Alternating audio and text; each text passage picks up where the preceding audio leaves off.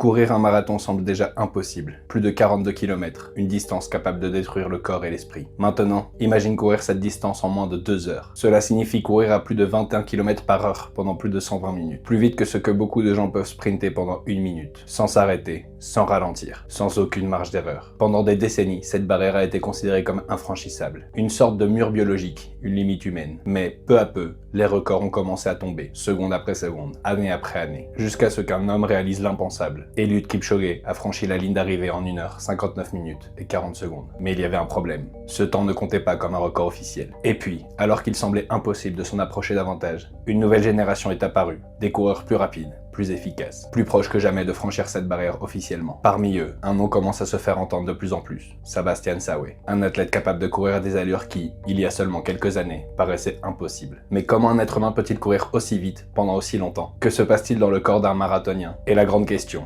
où se trouve réellement la limite? Aujourd'hui, nous allons le découvrir. Pour comprendre comment quelqu'un peut courir aussi loin et aussi vite, il faut d'abord comprendre ce qu'est réellement un marathon. Nous ne parlons pas de n'importe quelle course. Son origine remonte à la Grèce antique, il y a plus de 2500 ans, en l'an 490. L'armée perse envahit le territoire grec et affronta les Athéniens lors de la légendaire bataille de Marathon. Contre toute attente, Athènes remporta la victoire. Selon la légende, un messager nommé Philippides courut de Marathon jusqu'à Athènes, soit environ 40 km, pour annoncer la victoire. Et après avoir délivré son message, il décéda. Nous ne savons pas si cela s'est exactement passé ainsi. L'historien Hérodote, la source la plus proche de l'époque, raconta que Philippides n'a pas couru de Marathon à Athènes, mais de Sparte à Athènes, environ 240 km. Quoi qu'il en soit, cette histoire est restée gravée à jamais. Et des siècles plus tard, elle inspira l'une des épreuves les plus dures du sport moderne. Avec le temps, cette distance légendaire devient une épreuve olympique. Mais pendant des années, elle n'avait pas de mesure exacte. Parfois 40 km, d'autres fois un peu plus. Jusqu'en 1908, lors des Jeux Olympiques de Londres, tout changea. La famille royale britannique voulait voir le départ depuis le château de Windsor. Et elle voulait aussi que l'arrivée se situe juste devant la tribune royale, dans le stade. Ils ajustèrent donc la distance, 42 km et 195 mètres. Un chiffre étrange, mais cette édition était si emblématique que, quelques années plus tard, cette distance devient la distance officielle du marathon. Depuis, chaque marathon du monde mesure exactement cela. C'est une distance si extrême qu'elle pousse le corps au bord de l'effondrement. Car courir un marathon, ce n'est pas seulement courir, c'est lutter contre son propre corps. Après les premiers kilomètres, le corps commence à puiser dans ses réserves de glycogène, son carburant le plus précieux. Quand ces réserves diminuent, le mur apparaît. Une sensation dévastatrice où les jambes deviennent lourdes, l'énergie disparaît et chaque pas fait mal. À cela s'ajoute la déshydratation. Dans des conditions extrêmes, un coureur peut perdre jusqu'à 8% de son poids corporel en eau, rien qu'en transpirant. Et en une seule course, un marathonien peut brûler plus de 2500 calories, presque l'énergie d'une journée entière. En plus, la température corporelle augmente. Le cœur travaille à sa limite. Les muscles se détériorent à chaque impact et l'esprit commence à abandonner avant le corps. Après un marathon, de nombreux athlètes finissent avec des dommages musculaires comparables à ceux d'un accident léger. Leurs analyses montrent une inflammation extrême, un sang plus épais et des organes fonctionnant à la limite. Le corps humain paie un prix énorme pour rentrer dans l'histoire. Ce n'est pas seulement une question de vitesse, il s'agit de maintenir une vitesse absurde pendant trop longtemps. Pour mettre cela en perspective, la plupart des gens mettent entre 4 et 6 heures pour terminer un marathon, quand ils parviennent à le terminer. Les athlètes d'élite le font en un peu moins de 2 heures, ce qui semblait impossible est déjà en train de se produire. Et pour en arriver là, il a fallu une longue histoire. Pendant des décennies, le marathon a été une bataille contre le temps. Chaque génération semblait se rapprocher un peu plus de l'impossible. Et tout a commencé avec de véritables légendes. En 1960, lors des Jeux Olympiques d'été, un homme a changé l'histoire, Abebe Bikila. Il a couru pieds nus dans les rues de Rome et il a gagné. Non seulement il a gagné, mais il a battu le record du monde. Il est devenu le premier champion olympique africain de l'histoire. Et 4 ans plus tard, il a gagné à nouveau, cette fois avec des chaussures. Puis, d'autres géants sont arrivés. Haile Gebrselassie, une machine. Un athlète qui a dominé les longues distances pendant des années. En 2008, il a battu le record du monde du marathon à Berlin, avec un temps de 2 heures, 3 minutes et 59 secondes. Pour la première fois, passer sous les 2 heures et 4 minutes semblait possible. Puis est arrivé Paul Tergat, et ensuite une nouvelle génération de coureurs kényans et éthiopiens, toujours plus rapides, toujours plus efficaces. Jusqu'à ce qu'apparaisse un homme qui semblait différent, Eliud Kipchoge, froid, précis, implacable. En 2018, il a battu le record du monde avec 2 heures, 1 minute et 39 secondes. Et soudain, la barrière des 2 heures a cessé de paraître fantaisiste. Ce n'était plus une question de si, c'était une question de quand. Et cette révolution ne s'est pas produite uniquement dans la catégorie masculine. Les femmes aussi ont redéfini les limites du marathon. Paula Radcliffe a surpris le monde en 2003 avec un temps de 2 heures, 15 minutes et 25 secondes. Une marque qui semblait intouchable. Jusqu'en 2023, lorsque Tigista Sefa a battu le record du monde à Berlin. Elle a baissé la marque mondiale de plus de 2 minutes d'un seul coup. Puis, en 2026, la Kenyane Ruth Chepngetich a établi un nouveau record mondial à Chicago.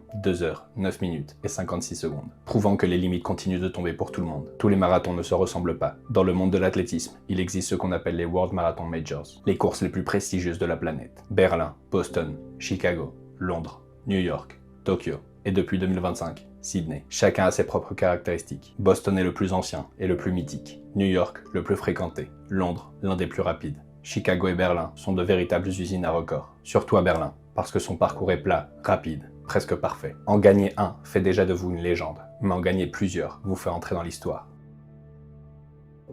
Pendant des décennies, les 2 heures ont été le grand mur, la barrière ultime, la limite que personne ne pouvait franchir. Pour y parvenir, un athlète devait courir chaque kilomètre en 2 heures et 51 secondes, sans ralentir, sans s'arrêter, pendant plus de 42 km. Cela signifie courir chaque tour de piste en environ 68 secondes, encore et encore, plus de 100 fois, sans aucune marge d'erreur. Pour le mettre encore davantage en perspective, si tu roulais à vélo à un rythme tranquille, tu irais probablement moins vite qu'un marathonien. Ou si tu montais sur un tapis de course à cette vitesse, tu tiendrais probablement moins d'1 minute. Pendant des années, de nombreux experts ont pensé que c'était biologiquement impossible. Non pas par manque de talent, mais à cause de la physiologie. Le corps humain a des limites dans la consommation d'oxygène, dans la production d'énergie, dans la température et dans la douleur. Pour courir à cette allure, le corps doit pomper des quantités extrêmes de sang. Les poumons doivent absorber de l'oxygène sans relâche, les muscles doivent résister à des milliers d'impacts, et le corps doit économiser son énergie comme une machine parfaite. C'est là qu'intervient un concept clé, l'économie de course. Ce n'est pas toujours celui qui consomme le plus d'oxygène qui gagne, c'est celui qui gaspille le moins d'énergie. Chaque foulée compte, chaque appui,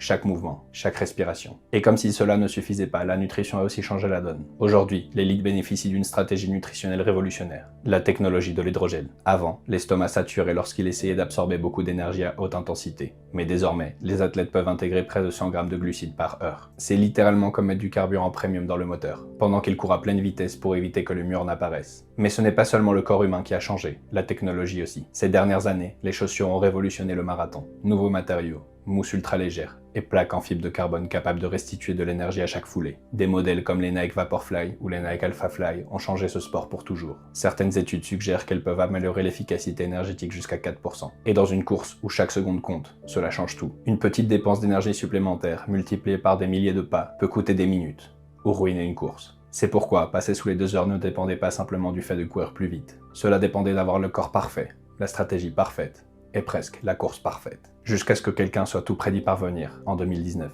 Et le monde entier s'est arrêté pour assister à quelque chose d'historique. Eliud Kipchoge allait tenter l'impossible, briser la barrière des 2 heures. L'événement s'appelait l'Ineos 1:59 Challenge, et tout était conçu pour un seul objectif, entrer dans l'histoire. Le circuit choisi se trouvait à Vienne, plat, avec des larges virages. Une température parfaite, presque pas de vent. Kipchoge ne courait pas seul. Devant lui, un groupe de lièvres se relayait en permanence. Ils imposaient l'allure exacte, le protégeaient du vent et lui ouvraient la voie. Il y avait même une voiture devant lui qui projetait des lignes laser sur l'asphalte pour lui montrer précisément le rythme à suivre. Chaque détail était calculé, son alimentation, son hydratation, tout. Même ses chaussures avaient été analysées au millimètre. Les Nike Alphafly intégraient une mousse ultra légère et plusieurs capsules d'air, ce que beaucoup ont qualifié de dopage technologique. Et puis, c'est arrivé. 1 heure, 59 minutes, 40 secondes. Kipchoge venait de rentrer dans l'histoire. Pour la première fois, un être humain avait couru un marathon en moins de 2 heures. Mais il y avait un problème, ce n'était pas officiel. Les règles n'autorisaient pas les lièvres rotatifs, ni ce type d'assistance extérieure. Alors, même si le monde entier a célébré cet exploit, le record ne comptait pas. Malgré tout, quelque chose a changé pour toujours. La barrière mentale venait de tomber. L'impossible n'était plus impossible. Ce n'était plus qu'une question de temps avant que quelqu'un y parvienne en compétition réelle. Et c'est alors qu'est arrivé le véritable test. La véritable compétition, sans aide, sans voiture pour donner l'allure, sans lièvres qui entrent et sortent, sans conditions réglées au millimètre. Juste une course officielle.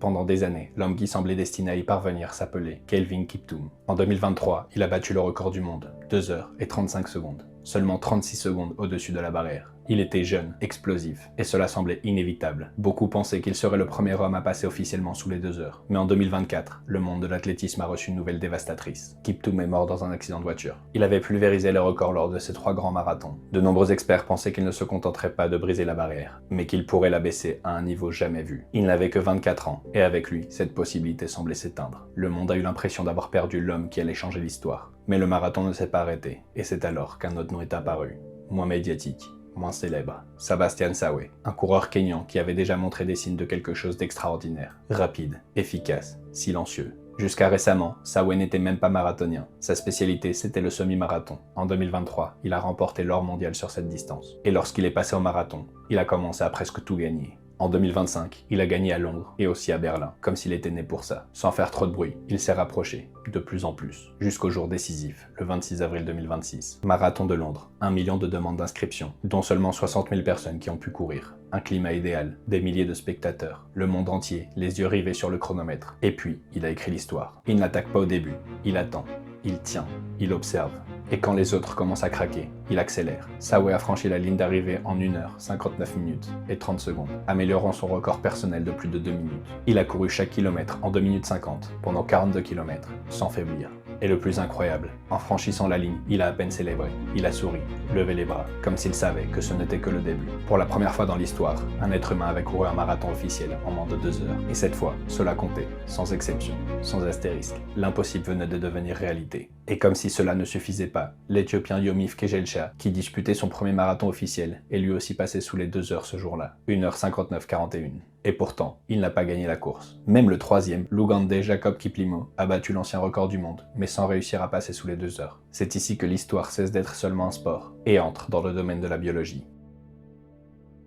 Comment quelqu'un peut-il courir 42 km à une allure que la plupart des gens ne pourraient pas tenir pendant plus d'1 minute? La réponse commence par l'oxygène. Certains de ces athlètes ont un cœur capable de pomper plus de 35 litres de sang par minute. Un adulte moyen en pompe entre 5 et 6 litres au repos. Les meilleurs marathoniens du monde ont un VO2 max extraordinaire. Autrement dit, leur corps peut capter, transporter et utiliser d'énormes quantités d'oxygène. Plus l'oxygène arrive aux muscles, plus ils peuvent produire d'énergie, et plus longtemps. Et c'est là qu'intervient un facteur clé, le seuil lactique. Si le VO2 max est la taille du moteur, le seuil lactique représente jusqu'à quel point tu peux appuyer sur l'accélérateur avant que les muscles ne se saturent d'acide et se bloquent. Alors qu'une personne moyenne explose en quelques minutes lorsqu'elle accélère, les meilleurs athlètes sont capables de courir à 90% de leur capacité maximale pendant 2 heures, sans que leur corps ne s'effondre. C'est un équilibre biologique presque parfait. Mais ce n'est pas tout, car certains athlètes avec un VO2 max extrêmement élevé n'atteignent jamais l'élite. C'est là qu'entre en jeu un autre facteur essentiel, l'économie de course. Dépenser moins d'énergie pour courir plus vite, faire plus avec moins. Chaque foulée, chaque appui, chaque mouvement de bras, tout est optimisé, comme s'ils étaient des machines. La génétique joue aussi un rôle. Beaucoup des meilleurs coureurs du monde viennent de régions situées en haute altitude, comme les montagnes du Kenya ou de l'Éthiopie. Là-bas, l'air contient moins d'oxygène, et le corps s'adapte. Il produit davantage de globules rouges, améliore le transport de l'oxygène et devient plus efficace. En plus, ils ont souvent des corps extrêmement légers, de longues jambes,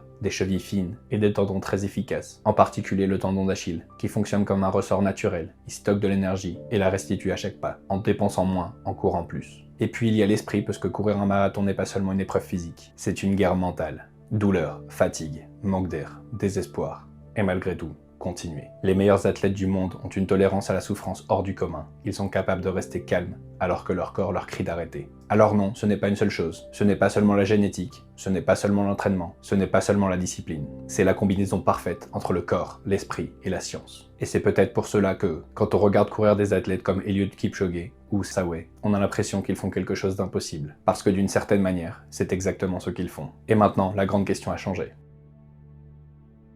Pendant des décennies, l'humanité a poursuivi une barrière, les 2 heures. Un chiffre presque mythique, un mur physiologique et biologique. Et maintenant, ce mur est tombé. Ce qui paraissait impossible pendant des années appartient désormais à l'histoire. Mais quand on brise une limite, une autre apparaît toujours. La question n'est plus « est-ce possible ?». La question est désormais « jusqu'où le corps humain peut-il aller ?» Pourrons-nous voir un marathon en 1h58, 1h57 voire encore moins. Certains experts pensent qu'il reste encore une marge. Un meilleur entraînement, une meilleure nutrition, une meilleure stratégie, une meilleure technologie, des chaussures plus efficaces, des tissus plus légers, des données en temps réel, et des athlètes de plus en plus préparés, dès leur plus jeune âge. Mais d'autres pensent que nous sommes dangereusement proches de la limite biologique, parce que le corps humain n'est pas infini. Le cœur, les muscles, la douleur et l'énergie ont une limite. Peut-être qu'un jour nous irons plus loin, peut-être pas. Mais ce qui est certain, c'est que cette génération redéfinit l'impossible. Ce qui semble fou aujourd'hui peut faire partie de l'histoire demain. Le marathon a toujours été plus qu'une simple course. C'est une épreuve du corps, de l'esprit. Parce qu'au fond, nous courons pas seulement pour arriver plus vite. Nous courons pour découvrir où se trouve la limite, pour la briser. Merci pour ton écoute. Abonne-toi à Atlas Vitae sur YouTube et podcast. Chaque auditeur qui s'unit nous aide à continuer à créer du contenu. Laisse-nous un commentaire et dis-nous quelle histoire tu aimerais explorer dans les prochains épisodes. À bientôt sur Atlas Vitae.